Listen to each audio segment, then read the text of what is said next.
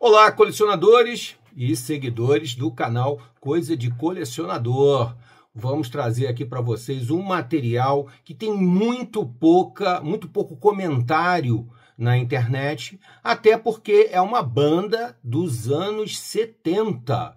Uma banda dos anos 70 e das pouquíssimas, sinceramente, eu não sei nem lembrar agora uma daquelas bandas do rock erudito dos anos 70 que nunca tenha saído da estrada, que nunca tenha parado de compor, de trazer material novo, sensacional. E não é uma banda inglesa. Então é outra coisa que, de certa forma, diminui o interesse dos colecionadores de rock, dos fãs de rock, de uma forma geral, que sai daquele circuito que foi a base do rock erudito, que é o circuito inglês, né? As bandas inglesas sempre foram predominantes, porém influenciaram muitas outras bandas de outras nacionalidades, de outros países, né? Por exemplo, clássicos do rock erudito são italianos, né?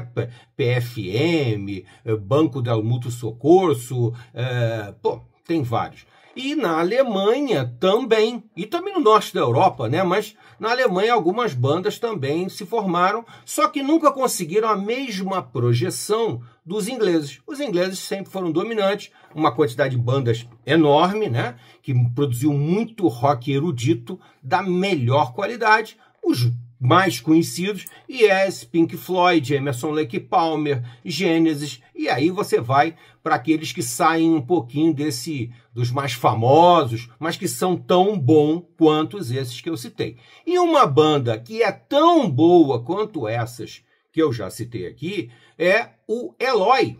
Eloy alemão cantando em inglês, mas uma banda que nunca parou. Uma banda que nunca parou, que começou lá pelo meio dos anos 70, se eu não me engano, o primeiro álbum deles, o Inside, é de 1971 ou 72. Quer dizer, no auge do rock erudito surgia o Eloy lá na Alemanha.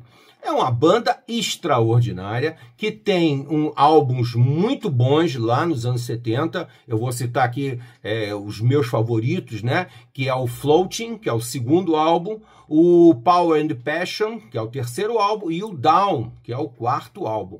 Extraordinários, muito bons, uma banda com rock erudito da melhor qualidade, com muita erudição, não só nos temas que aborda, mas principalmente nos instrumentais, nos arranjos instrumentais, né? É uma banda basicamente instrumental, apesar que tem um vocal também forte, muito marcante, mas é uma banda instrumental.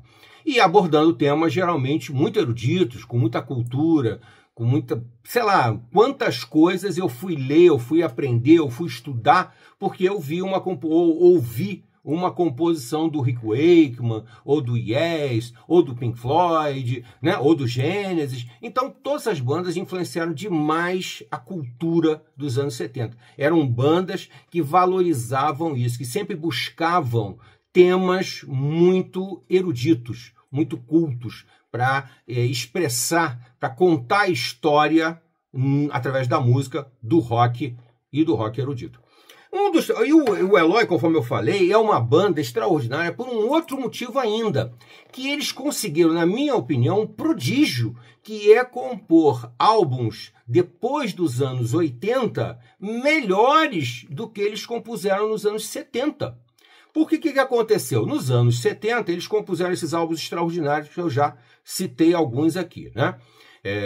O Floating, o Power and Passion, o Down, o Ocean, vários álbuns extraordinários. Depois, infelizmente, a música, o rock erudito, sofreu muito com uma influência tenebrosa da música pop, da bateria eletrônica, que era uma bateria horrível, insuportável. E o Eloy, infelizmente, também foi influenciado por essa tendência, na minha opinião, terrível dos anos 80. Quase todas as bandas famosas enveredaram por essa porcaria. O Pink Floyd compôs algumas coisas lamentáveis, né? O Yes, nossa, tem álbuns assim horríveis que eu não consigo nem ouvir mais. Emerson Lake Palmer, a mesma coisa, gravou um ou dois álbuns assim que são péssimos, apesar de ter álbuns... Todas essas bandas que eu estou citando aqui, gente, tiveram álbuns extraordinários. O Gênesis, a mesma coisa, né? É uma banda que construiu um rock erudito da melhor qualidade até o Phil Collins entrar nos vocais. Depois que o Phil Collins entrou nos vocais, desandou num rock pop, num pop rock... Muito triste, muito lamentável, com álbuns que não dá para ouvir.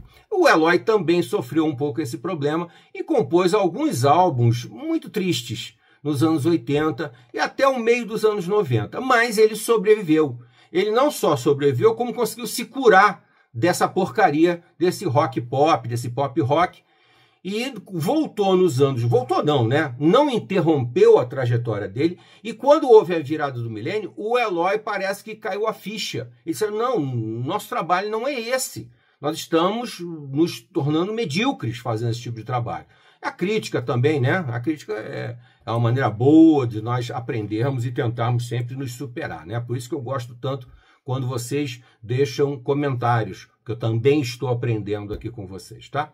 Mas o Eloy é um exemplo fantástico de uma banda que está na estrada aí desde os anos 70 e que conseguiu se superar, tá? Eu vou falar basicamente nesse vídeo aqui, para não ficar muito longo, né? Eu vou falar basicamente de uma ópera rock que eles compuseram, tá? Eu quero comentar mais desse álbum. Mas vou mostrar para vocês aqui, olha, que em 2009 eles já tinham descoberto o caminho.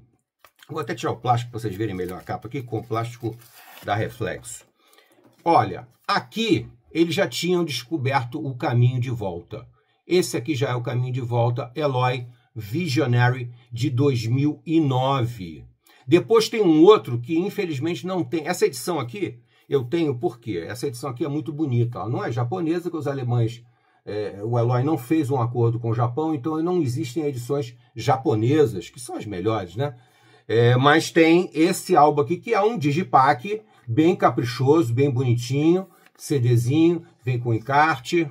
Mas esse álbum aqui eu vou falar dele num outro vídeo, tá?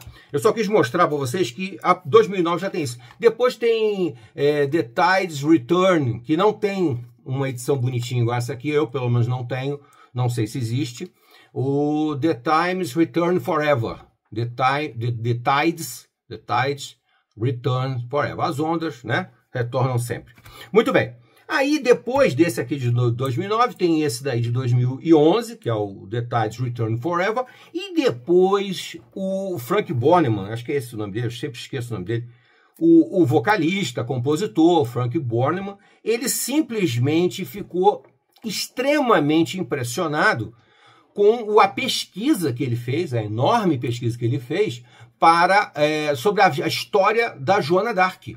Da Joana d'Arc. É história na veia, gente. Contar a história da Joana d'Arc através do rock erudito, nossa, é uma aula de história, tá? Eu até aconselho não só ouvir, primeiro ouve o álbum, curte bastante o álbum. Depois pega as letras, pega os temas e vai analisar o álbum e também dá uma lidazinha, procura na internet a história da Joana d'Arc.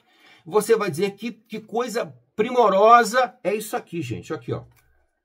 Vou também tirar o plástico, porque é The Vision, The Sword and the Pyre. A visão, a espada e a pira, né? Quem sabe a história da Joana d'Arc, eu não vou fazer nenhum spoiler aqui, porque qualquer um sabe que a Joana d'Arc é uma mulher que quis participar das batalhas, quis participar do exército francês, e, infelizmente, ela teve uma visão, né? Ela fez isso porque ela teve uma visão divina. Ela tinha ela tinha visões, né? Até hoje ninguém pode afirmar se era verdade ou não, mas o fato é que ela acreditava nisso, tanto é que ela pegou na espada, vestiu a armadura e foi para a guerra, né? E, infelizmente, depois, quando ela já não agradava mais ao poder existente, ao regime existente, ela acabou tendo o final mais trágico do mundo, sendo considerada bruxa por falar com Deus, não sei o quê, e acabou na pira, né? Então, a visão dela, a espada e a pira funerária, tá? Eu não estou aqui com a pretensão de contar a história da Joana d'Arc, não, tá, gente? Isso é só um passeio microscópico na história da Joana d'Arc para falar do álbum do Eloy. E foi uma coisa tão forte por Frank Bornemann, mostrar. Eu vou até tirar do saquinho aqui também para vocês verem melhor, né? Que é legal. Tá aqui, ó, o álbum aqui, ó. E é uma ediçãozinha bacana, uma ediçãozinha também digipack, mantendo aquele padrão que eu já mostrei do Visionary, tá? Ó, olha que bacana essa edição. Uma edição bem bonita, bem caprichosa mesmo, um CDzinho, e aqui tem o encartezinho, tá? Então, ele ficou tão impressionado com a história que não se satisfez em gravar com um CD de quase 1 hora de música. Isso aqui tem quase 1 hora de música. Ele não ficou satisfeito, então ele gravou em 2 partes. É uma ópera rock em 2 álbuns. Começa aqui e termina nesse aqui, ó.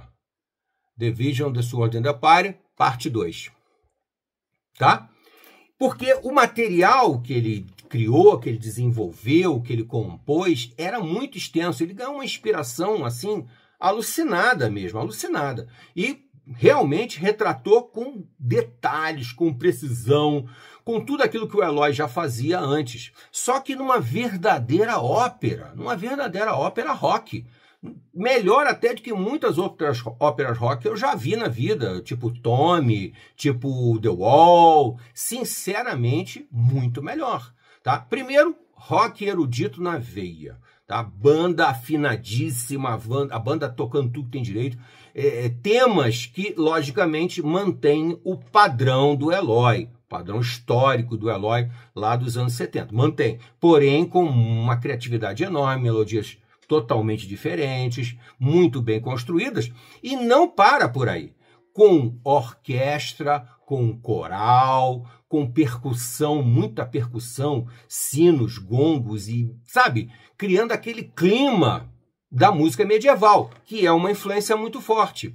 Mais erudição do que nunca no Eloy. É a música medieval, né? A música trovadoresca, que eles usam vários temas, várias sonoridades, vários instrumentos que foram, logicamente, amplificados, mas que soam muito próximo da música medieval, da música trovadoresca.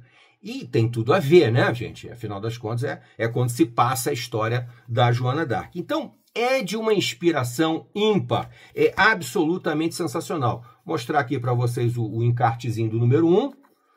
Tá? Aqui vem um resumozinho da história, escrita pela Jean Metz. A Jean Metz seria a contadora de história, a pessoa que conta a história aqui. Outra coisa que ele remete muito ao Eloy dos anos 70 são alguns diálogos sonoros. São pessoas que narram, fazem comentários no meio da música, que é uma coisa muito típica, né? Da ópera rock, da melhor ópera rock. E ele tem isso aqui, e lembra um pouco aqueles diálogos que ele tem no Power and Passion, que é uma música extraordinária, Love Over 60th Century, que é uma música que eu adoro, gosto muito mesmo. E aqui, logicamente, depois desse resumozinho da personagem, né, ele escreve como se fosse a personagem, ele começa então com as letras das músicas, tá? É um álbum bem caprichoso mesmo. Existe esse álbum, para quem prefere LP, existe esse álbum em LP, tá, gente? Eu não vou mostrar nesse vídeo porque eu ainda não recebi as minhas edições. Mas assim que eu receber as minhas edições em LP, eu vou mostrar para vocês, tanto a parte 1 quanto a parte 2. Porque colecionador é assim, né, gente? Colecionador não se satisfaz em ter uma mídia só. Ele tem que ter todas, desde que elas apresentem qualidade, detalhes, né? Então aqui vem a letra das músicas. E termina aqui com a música Por Quê? Aqui vem, então, logicamente, os agradecimentos, ficha técnica, Frank Bornemann, toda vocal, backing, ele faz o vocal principal, faz os backings, faz os vocais, como é que se fala isso? Né? De apoio, né? Vocais de apoio. É o Klaus-Peter Matzoll fazendo baixo, o Hans Faulbert, dois tecladistas, o Hans Faulbert e o Michael Gerlach, e o Christopher Hinz fazendo bateria e percussão, além de uma série de outros convidados aqui para participar de uma verdadeira ópera rock extraordinária mesmo. E eu vou aproveitar, logicamente, eu vou mostrar aqui para vocês a segunda parte, porque não dá para ouvir a parte 1 se ouvir a parte 2, é obrigatório, senão você vai ficar aquele suspense, né? Ele conseguiu criar um CD com suspense, com continuação. Muito bem, então ele até fala aqui, ó, The Rock Opera About Joan, aqui é em inglês, né? Joan of Arc. É uma edição também no mesmo padrão, só que vermelha. A primeira parte em azul, a segunda parte em vermelho, tá aqui. Bem legal mesmo. O mesmo padrão. O mesmo padrão, né? Com essa sobrecapa e o encartezinho. Mais ou menos não, idêntico ao outro. Né? Só que aqui ele já começa com a letra das músicas, porque é uma continuação, né? Então ele faz a primeira parte, que ele faz aquele preâmbulo, aquele prefácio, e depois então ele vem aqui contando o final da história da Joana d'Arc, terminando com eternidade, que ela se tornou, né, uma personagem eterna, é verdade, né? Ela conseguiu superar os inimigos dela da época, que quase ninguém vai lembrar, mas dela jamais será esquecida, né? Gente, fica aqui o vídeo, eu não quero me alongar mais, mas eu digo para vocês com toda a honestidade, vocês me conhecem, sabem o que eu falo. Essa ópera rock do Eloy é absolutamente extraordinária. E é bacana, porque eu não falei isso, mas esse primeiro álbum aqui foi composto em 2017. 2017 e esse daqui é 2019. Levou mais 2 anos para ele conseguir encerrar essa ópera rock e gravar, né? Que também deve ter sido um exercício grande, né? Por tanta gente participando e tal. Espetacular. Mas tem mais, tá, gente? Tem mais que eu vou contar num próximo vídeo como a Joana d'Arc influenciou o Frank Bornemann. Ele ficou muito impressionado com a pesquisa que ele fez e entrou fundo na história dela. Hoje em dia existem muitos documentos que foram encontrados, né? Muita coisa interessante. E ele não parou por aí. Mas isso aí vai ficar para um outro vídeo. Eu vou deixar um suspense aqui para vocês. Depois eu vou contar o álbum que ele gravou em 2023. Há 2 anos atrás ele gravou esse álbum aqui. O Eloy não parou até hoje e continua sendo uma banda que eu respeito demais. Que inclusive sofreu com os anos 80, mas foi capaz de dar a volta por cima e voltar a compor rock erudito. Erudito, totalmente erudito. Tá bom, gente? Até a próxima. Se você chegou até aqui, deixa o seu gostei, não gostei, faz parte da brincadeira. Se inscreva no canal e deixe no comentário também. Você já ouviu esse álbum? Ah, mais um detalhe. Isso aqui você pode ouvir em streaming, tá, gente? Isso aqui tem no Spotify, isso aqui tem no YouTube Music e nos outros também. É só procurar lá, ó, Eloy, The Vision, The Sword and the Pyre, em 2 volumes. Ouça e depois me deixe seus comentários aí. Até a próxima.